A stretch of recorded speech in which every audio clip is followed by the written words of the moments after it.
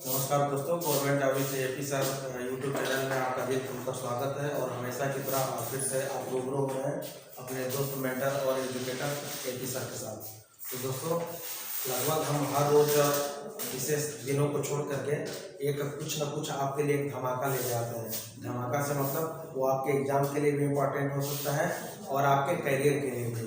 तो इस दृष्टि से आज जो है हमेशा की तरह हम जो है मानव में जो विभिन्न प्रकार के डिजीज होते हैं, उसी डिजीज में से आज जो एक है फफूंदी या फंगस द्वारा जो मानव में डिजीज होते हैं, उसका हम लोग ट्रिकी तरीके से अध्ययन करेंगे, उसको सिंपल तरीके से पढ़ेंगे ताकि हमेशा के लिए आपको कंठस्थ हो जाए।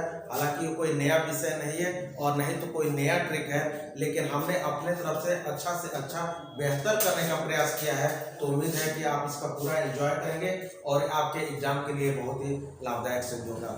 हम अपने क्लास को, अपने सेशन को आगे बढ़ाने के पहले उन मित्रों से एक निवेदन रिक्वेस्ट करते हैं कि जो अभी तक हमारे चैनल को सब्सक्राइब नहीं किए हैं, प्लीज़ आप लोग सब्सक्राइब, लाइक, शेयर जो भी उसका होता है आप लोग कर दीजिए, ताकि जो इम्पोर्टेंट सूचनाएं हैं, इम्पोर्टेंट अपडेट है आपके पास यथाशीघ्र मिल सके। तो चलिए, इसके साथ ही है हम अपने सेशन की शुरुआत करते हैं। और हमारा, जैसे कि मैंने बता दिया, आज का जो टॉपिक है फफूंदी या फंगस द्वारा मानव में होने वाले रोग। फफूंदी या फंगस द्वारा दोस्तों जो मानव में होने वाले रोग हैं वो मुख्य रूप से 5 प्रकार के होते हैं। जैसे होता है एथलीट फुट, खाज होता है, दमा होता है, दाद होता है और एक गंजापन होता है।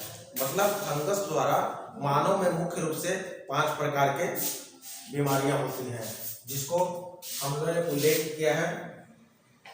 एथलीट फुट, दूसरा जो आपका होता है दमा होता है, तीसरा दाज होता है, चौथा आपका खाज होता है और 5वां जो होता है गंजापन होता है। ये मानव द्वारा दोस्तों फफूंदी या फंगस द्वारा होने वाली प्रमुख रूप से 5 बीमारी है, जिसको हम लोग फंगल डिजीज भी कहते हैं। अब जो होता है, क्या होता है कि अक्सर इसमें कंफ्यूजन हो जाता है कि फफूंद द्वारा होने वाली बीमारियां कौन कौन सी हैं। तो इसके लिए बहुत ही आसान ट्रिक है जिसको मैंने रिजर्व किया है, वो है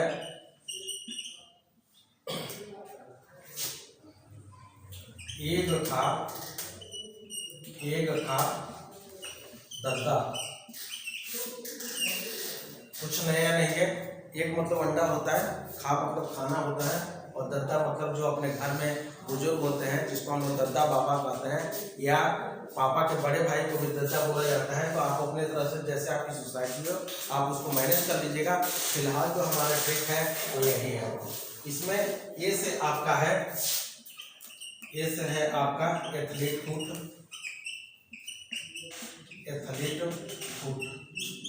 दोस्तों, ये फफूंद द्वारा, फंगस द्वारा होने वाली एक त्वचा का संक्रामक रोग है। दूसरा जो है आपका है जो दोस्तों, वो है गंजापन। गंजापन इसको हम लोग बॉल्डनेस भी कहते हैं, बॉल्डनेस। इसका मैंने इसलिए नहीं लिखा है एथलीट फुट का इंग्लिश, क्योंकि एथलीट फुट अपने आप में एक इंग्लिश वर्ड ही है, तो इसका एथलीट फुट ही इंग्लिश ही होगा। अब आपका जो है खा है, इसको हम लोग बोलते हैं खाज। इसके बीच दोस्तों, इसका इंग्लिश वर्ड होता है। और चौथा जो है दमा, द से दमा होता है, और दमा का आप लोग जानते हैं इंग्लिश में इसको अस्थमा बोलते हैं, अस्थमा। और आपका 5वां है दा से दाद या रिंगवर्म।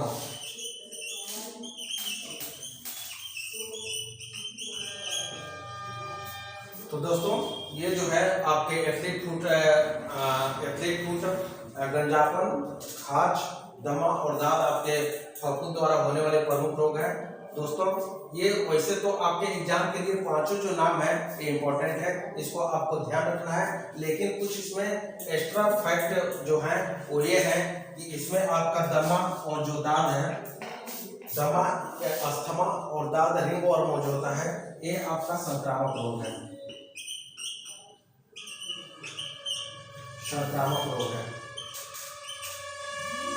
इसको ध्यान रखना है। दमा और दाद जो है संक्रामक रोग है। बाकी दमा में क्या होता है, मरीज को जो होता है, पेशेंट जो होता है, इसको सांस लेने की समस्या होती है। दाद में क्या होता है, रिंग में आप लोग जानते हैं जो चमड़े होते हैं उसमें फफोले पड़ जाते हैं। और खाज में जानते हैं खुजली होती है। गंजापन, बॉल्डनेस, गंजापन जानते हैं, सिर के बाल जो होते हैं उड़ने लगते हैं, जैसे कि कुछ हद तक मेरा भी साइड से हो गया है। और एथलीट फुट मतलब ये मैंने बताया कि ये जो है त्वचा का संक्रामक रोग है। हमारे कुछ मित्र स्टूडेंट्स जो हैं हंस रहे हैं, जो ओरिजिनलिटी है, कोई नई बात नहीं है। हालांकि अभी उतना नहीं उड़ा है, अभी कुछ अच्छा हुआ है। चलो, तो ये आपका दोस्तों जिनको नोट करना हो प्लीज आप लोग नोट कर लीजिए। और कुछ खास नया नहीं है, लेकिन ये आपका जो ट्रिक है इसको आप लोग विशेष रूप से ध्यान दीजिए। और वो आपका है एक खा गद्दा। तो दोस्तों उम्मीद है कि आप जो है हमारे ट्रिक को समझ गए होंगे। और मानव में जो भी फफूंद से प्रभावित होने वाले रोग हैं वो यही सब है। और इसमें दोस्तों आपको दो फैक्टर को बहुत ध्यान रखना है कि दमा और दाद जो है ये संक्रामक रोग है। मतलब इसका प्रसरण जो होता है, ट्रांसमिशन होता है, इसमें एक मानव से दूसरे मानव में होता है। दाद भी अगर किसी को पकड़ लिया, अगर उसके द्वारा कोई डेली रूटीन की वस्तु है उसको यूज की जा सकती है, जैसे कपड़े हो गए, तौलिया हो गए, तो उसको दाद या रिंगवर्म हो सकता है। और दमा, अस्थमा ऐसी चीज है कि इसमें प्रायः देखने को मिलता है कि एक ही घर के एक ही पीढ़ी में जो होता है, इसका जो होता है पेशेंट में एक दूसरे को ट्रांसमिशन या ट्रांसफॉर्मेशन देखने को मिलता है। तो चलिए दोस्तों, उम्मीद है कि आप जो है फफूंद द्वारा मानव में होने वाले रोग को समझ गए होंगे। तो चलिए इसको जो है हम अब दूसरे स्तर पे जो है